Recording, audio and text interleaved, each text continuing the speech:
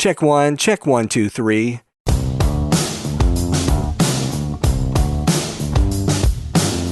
Hey everybody, it's Michael Helms, also known as Michael the Sound Guy, and this is the Location Sound Podcast.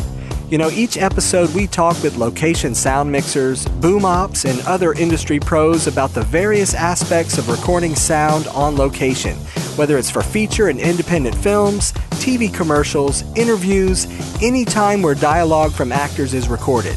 I started my career in the recording studios in New York City with some of the big artists back in the day, and later on projects for networks like HBO, Sci-Fi Channel, and the Cartoon Network. As time went by, I got out of the studio and began working in production sound. Whether you're a seasoned veteran or just starting out, thanks for joining us. My guest today is a production sound mixer based out of Atlanta, Georgia. Please welcome Philip Perpich. Hello. Hey, Philip. Thanks for joining the podcast. Oh, no problem. Glad to be here. Now, you're currently in Atlanta, but you lived in Louisiana, Los Angeles, Chicago. So tell us about that whole journey you went on. Yeah, well, I started my career, 16 years ago now, something like that, in Los Angeles. Before I moved to Los Angeles, I went to school down in Full Sail. I graduated in 2004 from Full Sail, and I invested some money in the stock market, made some money, so I was able to move out to LA and work to start my career, because I figured that was the best place to start it. All right. Now, how'd you get into the system out there? And just blindly moving out there and wishing for the best. It took me about 3-4 months to land my first job as a boomer operator on a very low budget film, making pennies basically. But it was a great experience. I learned some stuff. I learned a lot on that first show, and then shortly after that, I got on a reality show for like 5 months. So yeah, it popped off right away kind of once I started in it.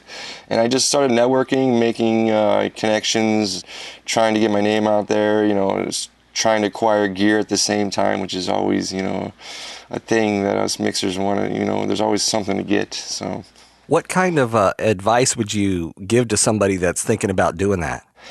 Well, I'd say first save up some money, it's important to be able to live.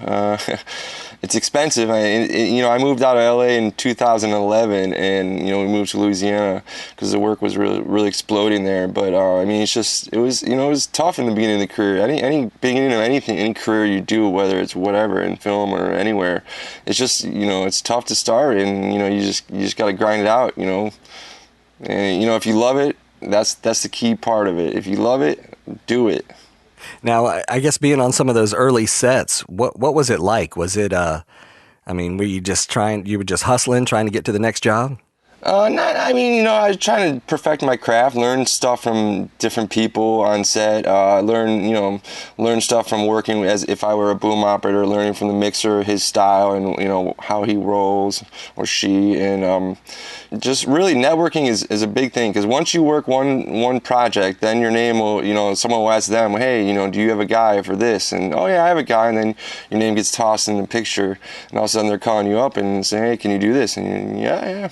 Well, let's talk about what's in your audio kit. I use Sound Devices mixers. I have a 664, upgradable to 12 channel with a little add-on device. But I'm rocking usually 6 channels. Electrosonic lavaliers systems I use Sanken COS 11 mics. Currently, I'm working with a production company here in Atlanta that has all the gear, so I'm using, for the past year, I just been using their gear, really, which, is fine, but I'd find Sound Devices mixers pretty standard, but they're great mixers. I've had very few problems with them in the field over the past 16 years. They work well in heat and cold environments. They're pretty durable. They have good sound, The electrosonics, whether they're SRBs, SRCs, 411 even, and Sanken mics, the COS 11s are pretty standard. They're used a lot in film and reality, and they just sound good, and that's what I use. It's kind of normal in a sense, but I like the sound, and I either use a Sennheiser MKH 60 for my boom, or a 50. Or I got a little Sanken CS1 that I really like that mixed in with the COS 11s, so it makes a good sound. It just depends kind of what I'm doing. And then for IFBs, I have the Electro IFBs. I'm not a big fan of Comtech, sorry to say, but I do like Electrosonics IFB systems. They have good range and they sound a lot. The actual sound quality is a lot better for the producers and director, whatever, so they can hear the actual better sound than the little Comtechs. Key thing to audio and when you're running your wireless is just getting your frequencies correct and making sure your blocks are good in the area you're shooting. We do scans when we get to the field, just check the frequency board and just set it. And I'll even have, a person on set that has time, PA or something like that, walk around with the lavs, a couple channels after I set them, and just to make sure we're not getting any hits in any of the places we're at.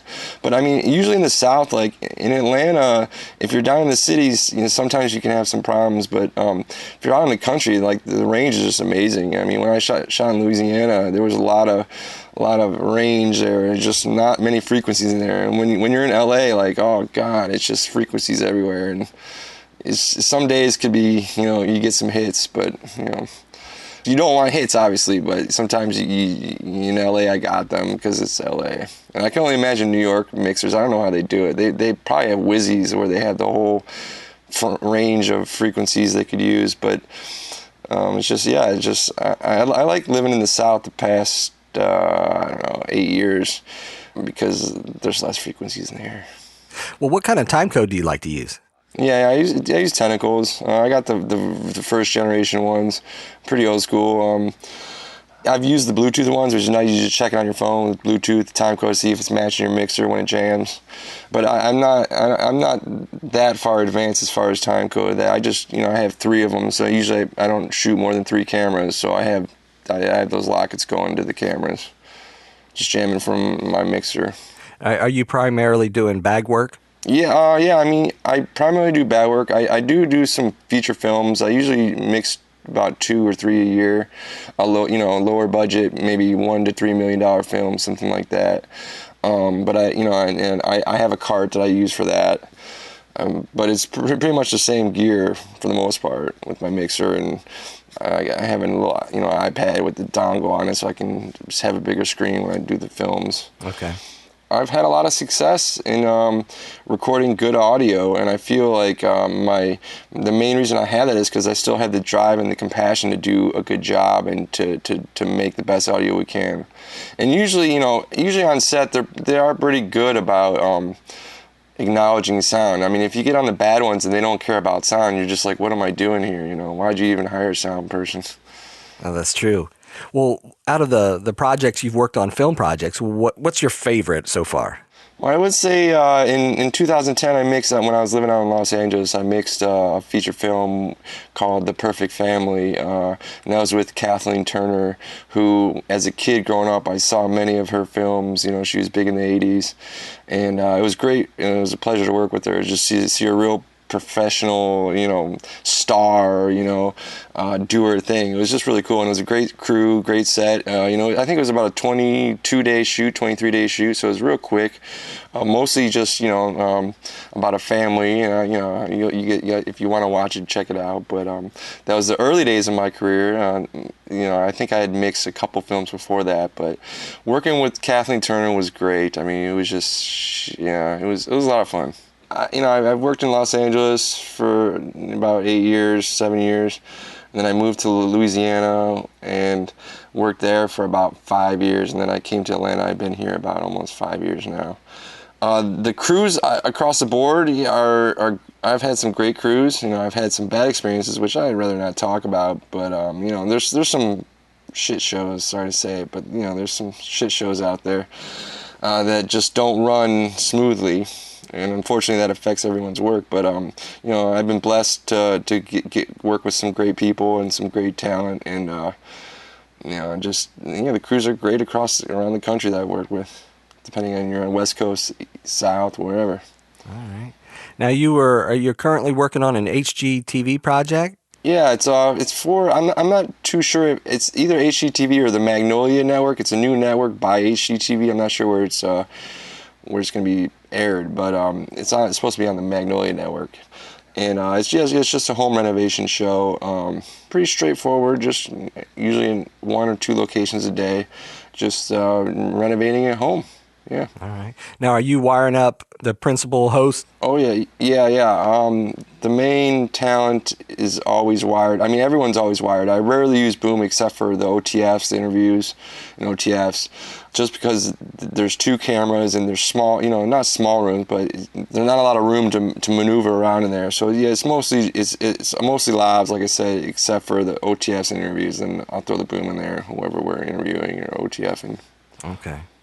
Now, you talked a little bit about getting started, but what kind of led you to production sound? Well, I've always had a passion for sound and music and audio, even as a kid. I'd say, I love music so much that's why I didn't get into music, because I love it too much. I love to listen to music. And the funny thing is I don't really watch too much TV or movies anymore, really. I mean, I will occasionally, but I'm mostly a listening person, so I'll put on some music. And just listen. But what got me into it was I just had a passion for audio, and I wanted, in the beginning of my career, I wanted to go into post sound, which I did. I worked in LA at a studio for about 3-4 years, and I was a Foley mixer and a little bit of ADR mixer. But I wanted to open up my own studio, post studio. But then when I got to LA, I saw how competitive and how many there were and all this stuff. And I'm like, okay. And the pay wasn't great in the beginning, for editing audio in Los Angeles. So, I got into production because a neighbor of mine asked me if I wanted to help out on the show. Yeah, you got to have a passion for anything you do in life. If you don't have a passion, you're probably not doing the right thing. So have you picked up any new gear lately? No, I haven't. Since I started working during this pandemic. I started last July on a show. It's 1,000 Pound Sisters, season 2. I mixed that show. We started in July and filmed all the way through like December, January with some pickups in. But I didn't acquire any gear then because they had all the gear, and I have a family. I'm married and I have two kids, a little one and an older one, and a lot of my money goes towards them.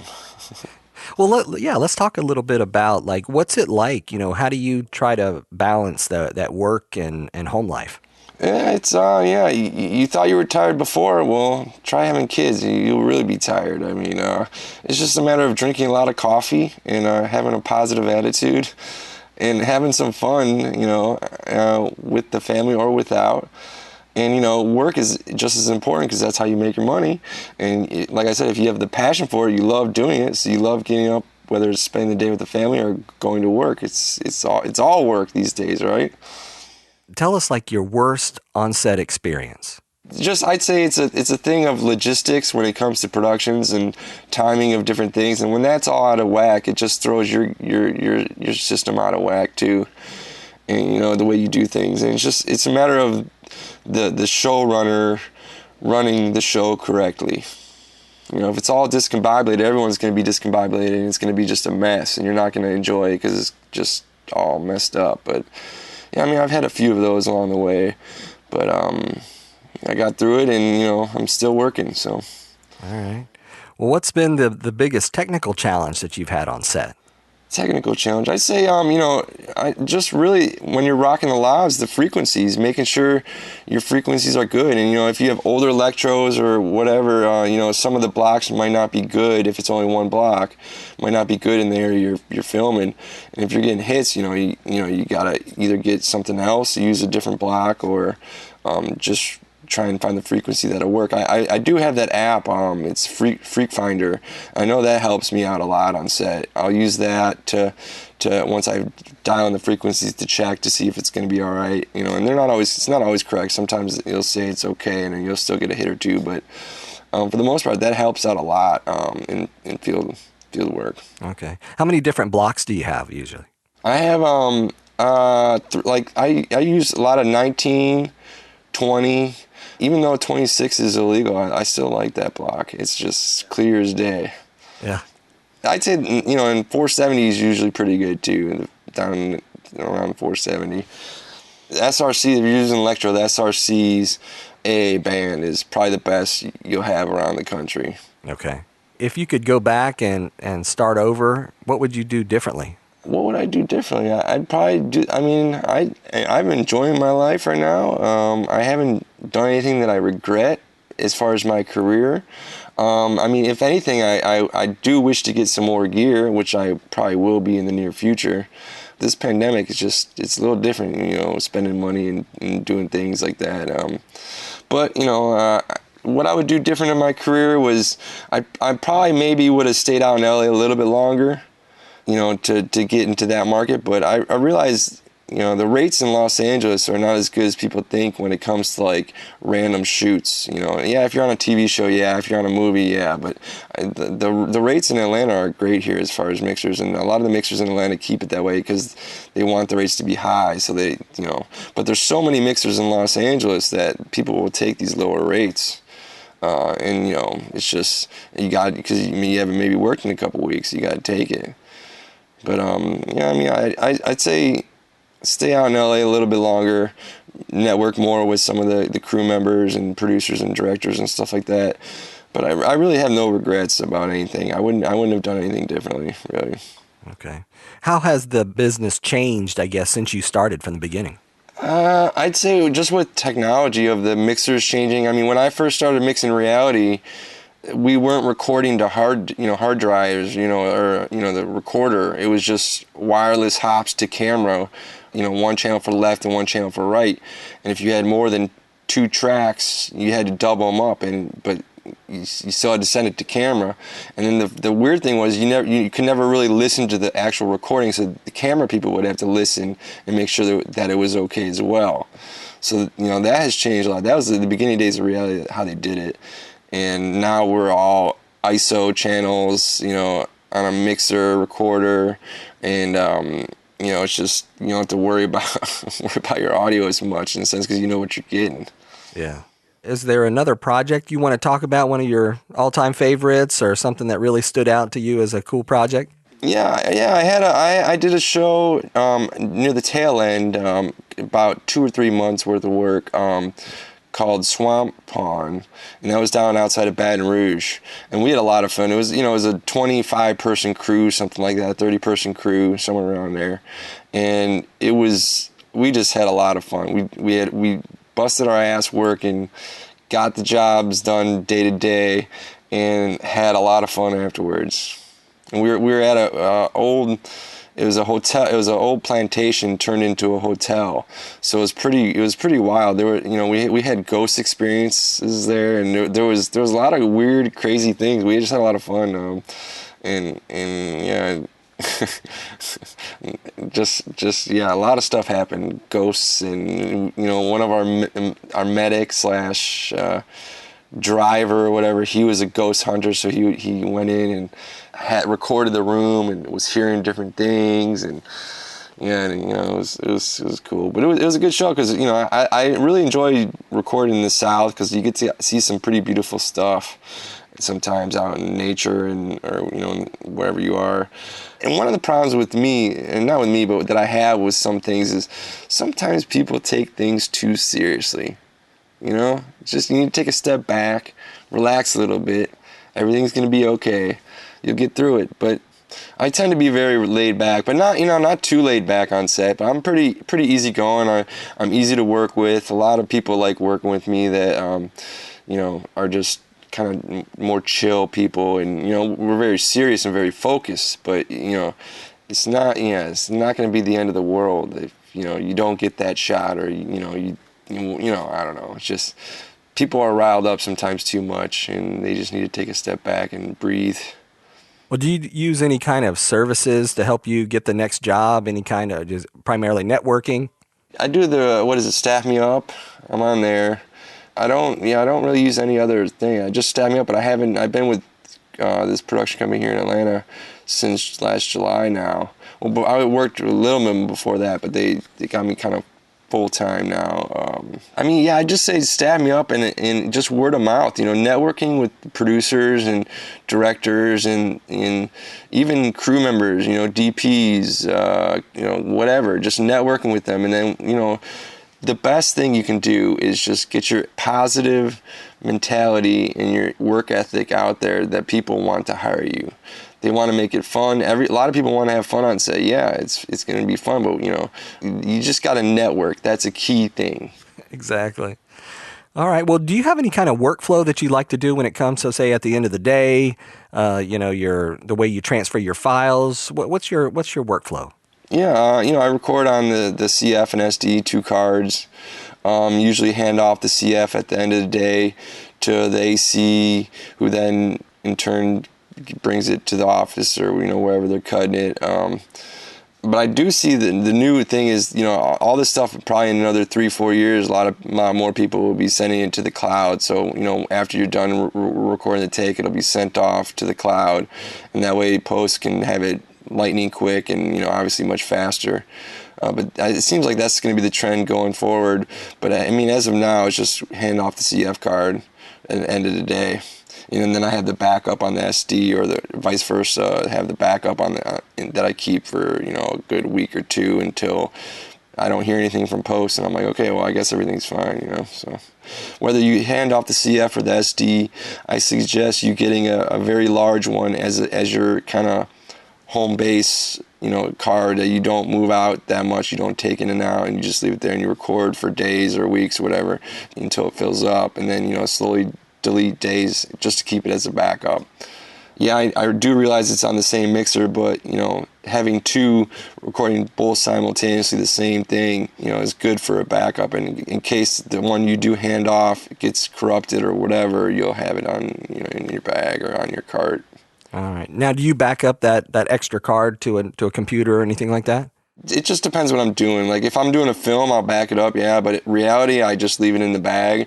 And the CF card, I've never had a problem with just that. And it's always, and usually there's not a problem giving the cards to the post. And a couple times maybe out of my career they've had a corrupt file and I've had to resend it or whatever. But that's rare, at least in my opinion. Okay.